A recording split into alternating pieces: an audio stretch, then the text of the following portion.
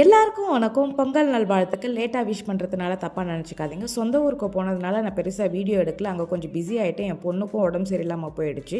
அங்கே போன உடனே அம்மா வாங்க நம்ம சொப்பு சாமானில் சமைக்கலாம், நம்ம வீட்டில் இடமே இல்லை, பால்கனியும் இல்லை, அங்கே செய்ய முடியாது, நம்ம இங்கே ஃப்ரீயாக இடம் இருக்குது, நம்ம செய்யலான்னு சொல்லிட்டு சொன்னான். சரி வாமா செய்யலான்னு சொல்லிட்டு நாங்களும் ஆரம்பித்தோம்.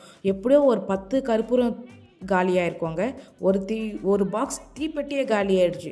எரிக்கிறோம் அணையுது. ஒரு கட்டத்தில் அதெல்லாம் எடுத்து போட்டுட்டு நம்ம ஸ்டவ்லேயே செஞ்சுக்கலாம்னு சொல்லிட்டு ஸ்டவ்லேயே செஞ்சு அந்த சாப்பாடும் நான் தான் கடைசியாக சாப்பிட்டேன். அப்புறம் அழகான கோலம் போட்டாங்க. ஆனால் நான் அந்த கோலத்தை போடலைங்க. என் சிஸ்டர் லாஸ்லாம் சேர்ந்து கோலம் போட்டாங்க. நான் அந்த டைமில் என்ன பண்ணிகிட்டு இருந்தேன்னு தெரியல. நான் அந்த கோலம் போட்ட விஷயமே எனக்கு தெரியாது.